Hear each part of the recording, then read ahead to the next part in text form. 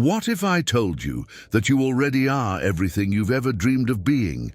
That wealth, love, healing, all of this already exists within you, waiting only for you to remember who you truly are.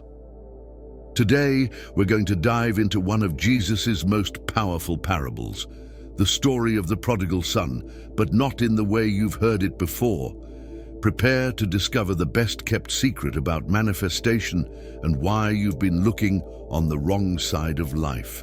If you want to transform your reality from the inside out, stay until the end of this video. You won't believe what you're about to discover. But here's what's shocking. 99% of people who try manifestation are making the same fatal mistake that keeps them trapped in cycles of wanting and never having. They're doing exactly what the prodigal son did in the beginning of the story, and they don't even realize it. In fact, there's a hidden verse in this parable that most preachers skip over because it reveals something so radical about the nature of reality that it would shake the foundations of everything you've been taught about success, money, and even God himself. And before we begin this transformative journey, leave your like if you believe there's more to life than what your eyes can see. Because what I'm about to share with you was hidden in plain sight for over 2,000 years. And once you see it, you can never unsee the matrix of limitation you've been living in. The story Jesus told over 2,000 years ago wasn't just a moral lesson. It was a complete map of human consciousness and the manifestation power that exists within each of us. But here's what will blow your mind. The original Aramaic word that got translated as prodigal actually means one who scatters his essence. Think about that. This isn't about money at all. It's about scattering your creative power in the wrong direction. Let's recall, a man had 2 sons. The younger one asked for his inheritance in advance, departed to distant lands, and squandered everything in dissolute living. When famine came, he found himself feeding pigs, longing to eat the pods he gave to the animals. It was then that he came to his senses. These are the exact words from the Bible, and decided to return home, even if it meant being a servant. But wait. There's something almost supernatural about this moment of coming to his senses. The Greek word used here is eisheauton elthon, which literally means he came into himself. Not just awareness, he literally entered a different version of himself. This is the exact same process quantum physicists describe when an electron jumps to a higher energy state. But here's what Neville Goddard, one of the greatest manifestation teachers, revealed about this parable. The Father is not an external figure. The Father is your own divine consciousness, your true identity as a creative being. The prodigal son represents your ego, your conscious mind that believes it's separated from the divine and seeks satisfaction in the external world. The distant lands are the limiting states of consciousness where you believe you need to get something to be someone. Listen carefully to this. You don't need to attract abundance. You don't need to manifest love. You don't need to heal your body. You only need to remember that you already are abundance, already are love, already are perfect health. When the son came to his senses, he had a revelation. In my Father's house there is abundance, and here I am dying of hunger. This is the greatest revelation you can have, realizing that you were looking outside for what was always within. But here's the mind-bending part. Neuroscientists have discovered that when you truly shift your identity at this deep level, your brain literally rewires itself in under 30 seconds. They call it neuroplasticity, but ancient mystics called it rebirth. The Father's house is your own elevated consciousness, where all possibilities already exist fulfilled. Neville called this states of consciousness. You don't attract things, you move between states of consciousness where these things are already reality. And here's the kicker. Every billionaire, Every person living their dream life, every person who seems to have made it, is simply someone who learned to live from the Father's house instead of the distant lands. This is why so many people fail with the law of attraction. They keep trying to pull things from the external world when they should be assuming the internal state of already possessing what they desire. It's like trying to get a reflection to change without changing what's standing in front of the mirror. If this is making sense to you, leave a comment saying "I am."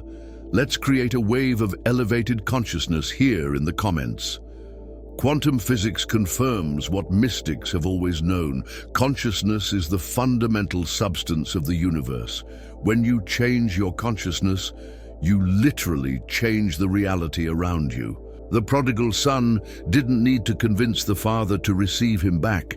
The father was already waiting, had already prepared the celebration. Similarly, the universe isn't resisting your desires. It's constantly reorganizing itself to reflect exactly what you assume to be true about yourself. Now comes the practical part. How do you return home? How do you return to your divine self? First, stop looking for external evidence of change.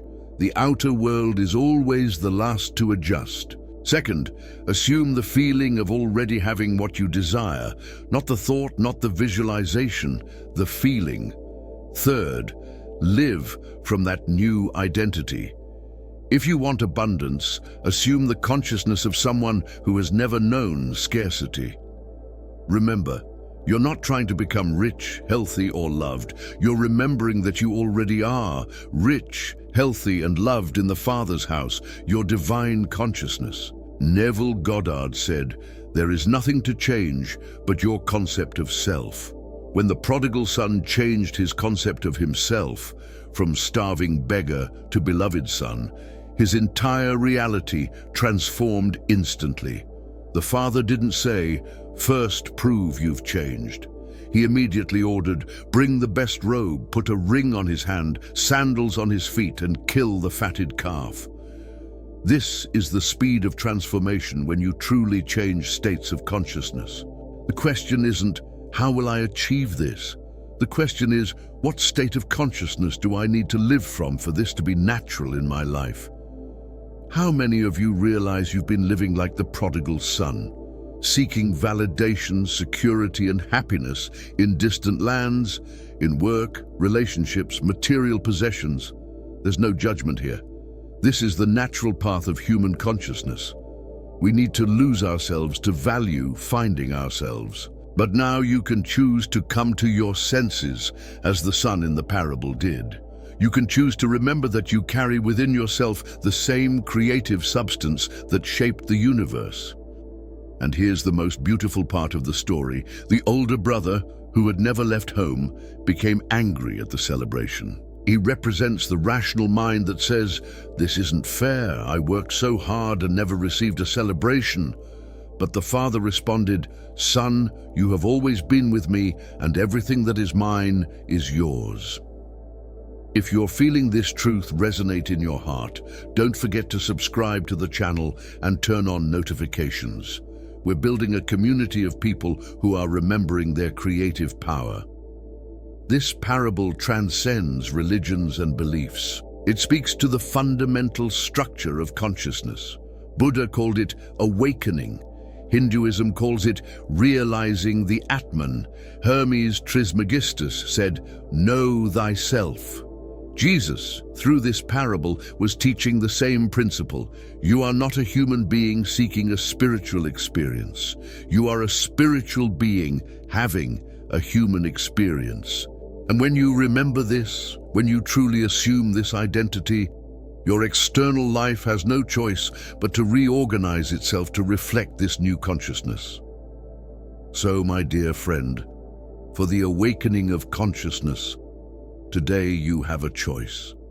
You can continue living like the prodigal son in the distant lands of scarcity, sickness, loneliness, always seeking on the wrong side of life. Or you can do as he did.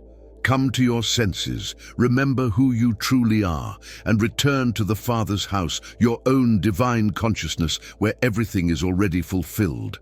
The celebration is already prepared. The best robe is already set aside.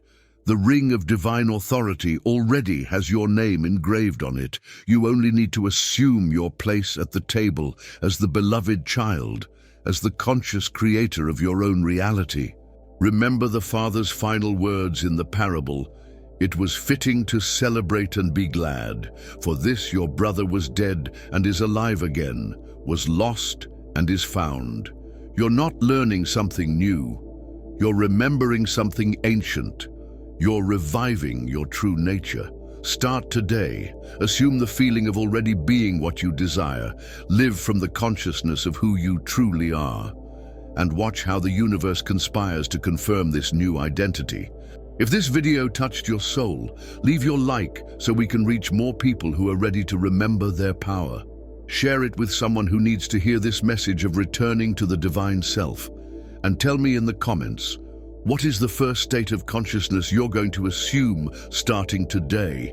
Until the next video, remember, you already are everything you've ever dreamed of being. It's time to stop seeking and start being.